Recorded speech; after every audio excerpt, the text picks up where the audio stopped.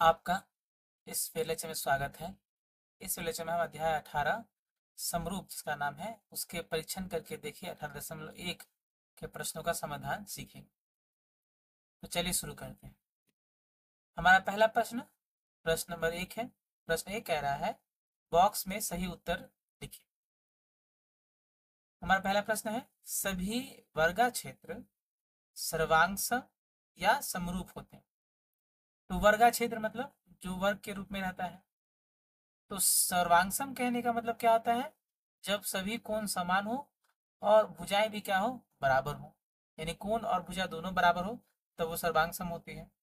तो मान लीजिए हमारे पास 3 ऐसे जो है वर्ग क्षेत्र हैं, तो ये और ये सर्वांगसम होंगे क्योंकि मान लीजिए इनका जो कोण है वो 90-90 है और भुजाएं भी क्या है, बराबर है। लेकिन अगर हम इसकी तुलना इससे करें तो कोण तो बराबर हो जाएंगे लेकिन भुजाएं बराबर नहीं होगी। हाँ, किंतु क्या होगी, भुजाएं अनुपात में होगी या समानुपात में होगी। इस प्रकार से हम कह सकते हैं कि वर्ग क्षेत्र हमेशा सर्वांगसम नहीं होगा लेकिन समरूप हमेशा होगा। यानी सभी वर्गा क्षेत्र सर्वांगसम होते हैं समरूप, तो समरूप होते हैं। हमारा यहाँ उत्तर क्या हो जाएगा, समरूप। अगला प्रश्न हमारा है कि सभी वृत्त सर्वांगसम होते हैं या समरूप होते हैं। इसका उत्तर होगा समरूप होते हैं। क्यों? क्योंकि वृत्त के समरूप होने के लिए कंडीशन क्या है कि उनका अर्धव्यास जो है वो क्या हो, समानुपात में हो। तो एक छोटा वृत्त लेंगे या एक बड़ा वृत्त लेंगे तो हमेशा जो अर्धव्यास रहेगा वो किसी न किसी अनुपात में जरूर रहेगा।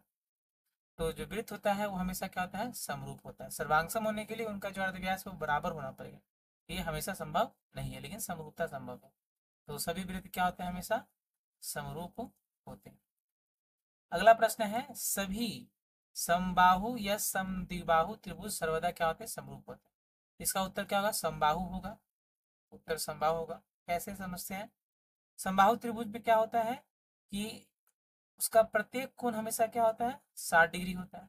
अब वो त्रिभुज बड़ा हो या छोटा, हमेशा क्या होगा, उनके कोण 60 डिग्री होंगे। और यदि दो त्रिभुज के कोण समान है तो वो हमेशा क्या होता है, समरूप होता है। समद्विबाहु ऐसा नहीं हो सकता है। क्यों नहीं हो सकता, मान लीजिए एक समद्विबाहु त्रिभुज है, इसका ये 5 और 5 जो है सेंटीमीटर लंबाई है, समान भुजाओं। यही 5 और 5 जो है लेके हम दूसरा समद्विबाहु भी बना सकते हैं। वहां कोण क्या हो जाएगा, जस्ट अलग हो जाएगा। यहाँ जो कोण है उससे ये कोण अलग हो जाएगा, किंतु भुजाएं 5 और 5 हो सकती। इस प्रकार से समद्विबाहु में भुजाएं जो है समान होने के बावजूद भी जो तीसरी भुजा है और जो कोण है वो अलग हो सकता है। इसलिए समद्विबाहु त्रिभुज हमेशा समरूप नहीं होगा। समबाहु त्रिभुज क्या होगा, हमेशा समरूप होगा। ओके। अगला प्रश्न हमारा है 4 नंबर।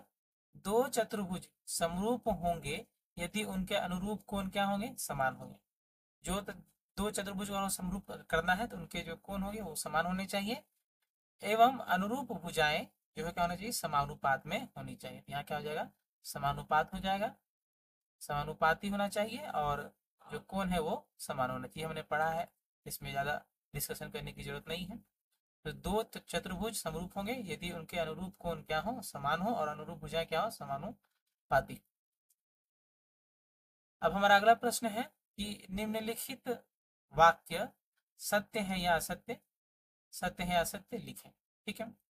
तो पहला क्या है कि कोई दो सर्वांगसम चित्र समरूप होते हैं, ये सत्य होगा, हमेशा सत्य होगा। अगर दो त्रिभुज मान लीजिए क्या है, सर्वांगसम, सर्वांगसम कहने का मतलब क्या है कि उनके प्रत्येक कोण क्या होंगे, बराबर होंगे, यानी अनुरूप कोण बराबर होंगे और अनुरूप भुजाएं भी क्या होंगी, बराबर होंगी। अब चूंकि कोण बराबर हो गए और अनुरूप भुजाएं भी बराबर हो गई तो जो भुजाओं का अनुपात होगा वो भी क्या होगा, समान होगा, एक आएगा अनुपात। क्योंकि मान लीजिए 2 है, ये भी 2 है, तो 2/2 कितना आ जाएगा, एक। हमेशा जो है ये अनुरूप समानुपात में रहेंगे। इस प्रकार से कह सकते हैं कोई भी दो चित्र अगर सर्वांगसम है वो हमेशा समरूप भी होंगे, उल्टा नहीं हो सकता। अगर समरूप है तो सर्वांगसम होंगे, ऐसा नहीं होगा। ये पहला जो प्रश्न है वो सत्य है। अगला जो प्रश्न है वो क्या है, कोई दो समरूप चित्र सर्वदा सर्वांगसम होंगे, ये असत्य है। हो भी सकता है और नहीं भी हो सकता है। ठीक है। मान लीजिए इस केस में ये सर्वांगसम है तो समरूप है, समरूप भी है, सर्वांगसम है। लेकिन अगर एक त्रिभुज बड़ा है, एक त्रिभुज छोटा है, ठीक है, ये समरूप तो है लेकिन सर्वांगसम नहीं। क्यों? समरूप इसलिए है क्योंकि उनके कोण जो है समान है, अनुरूप कोण, किंतु भुजाएं बराबर नहीं है, और सर्वांगसम होने के लिए बराबर होने पड़ेगा, लेकिन अनुपात में है यानी समरूप। तो ये जो वाक्य है वो क्या होगा? असत्य है। दो समरूप चित्र सदा सर्वांगसम नहीं होते हैं, हो सकते हैं कभी कभी। देखते हैं हमारा अगला प्रश्न क्या है। हमारा अगला प्रश्न है, कोई दो समरूप बहुभुजाकार चित्र के अनुरूप समान होते हैं। सत्य है।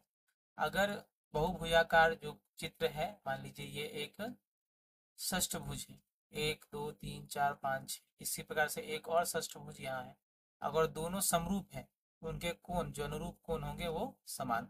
ये वाक्य क्या है? सत्य है। देखते हैं अगला प्रश्न हमारा क्या है। किन्हीं दो समरूप बहुभुजाकार चित्र की अनुरूप भुजाएं समानुपात होती हैं। ये भी सत्य है, क्योंकि अगर जो है समरूप है तो कोण बराबर होने चाहिए और भुजाएं जो हैं वो समानुपात में होनी चाहिए। इसमें ज़्यादा डिस्कशन करने की जरूरत नहीं है, ये क्या होंगे? सत्य होंगे। अगला प्रश्न है, वर्ग क्षेत्र और सम चतुर्भुज सर्वदा सदृश्य होते हैं। ये जरूरी नहीं है। वर्ग क्षेत्र क्या होता है? वर्ग क्षेत्र वो होता है जिसकी चारों भुजाएं क्या हो, आपस में बराबर हो और प्रत्येक कोण क्या हो, 90 डिग्री। ठीक है। और जो सम चतुर्भुज या रंभस क्या होता है? वो होता है जिसकी चारों भुजाएं आपस में बस बराबर हो, यही इसका कंडीशन है। कोण के बारे में कोई फिक्स नहीं है, कोण 90 हो भी सकता है, कोण 90 नहीं भी हो सकता है। तो ये हमेशा सदृश होंगी, जरूरी नहीं है। अगर हम मान लीजिए ये 2 सेंटीमीटर है, ये भी 2 सेंटीमीटर है, भुजाएं तो मान लीजिए ये बराबर हो गई, लेकिन कोण जो है जरूरी नहीं कि बराबर हो। ठीक है। तो उस समय ये दोनों सदृश नहीं रहेंगे। तो ये हमारा वाक्य जो है क्या होगा? असत्य होगा। अब अगला प्रश्न देखते हैं। हमारा अगला प्रश्न है कि एक जोड़े सदृश या समरूप चित्रों के उदाहरण दें। तो बहुत आसान है, हम एक वृत्त ले लेते हैं। वृत्त क्या होता है?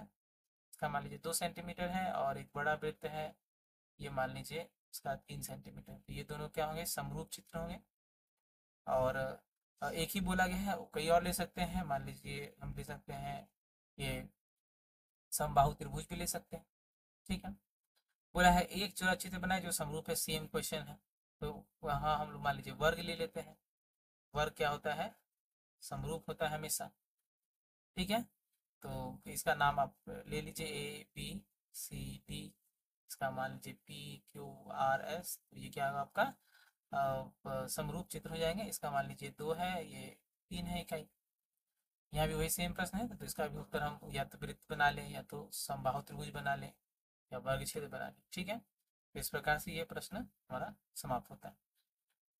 तो परीक्षण करके देखिए, 18.1 सिर्फ शॉर्ट क्वेश्चन से भरा हुआ था। उसमें ट्रू फॉल्स था, फिल इन द ब्लैंक्स था, और 2 उदाहरण लिखने थे। ये खत्म हो गया।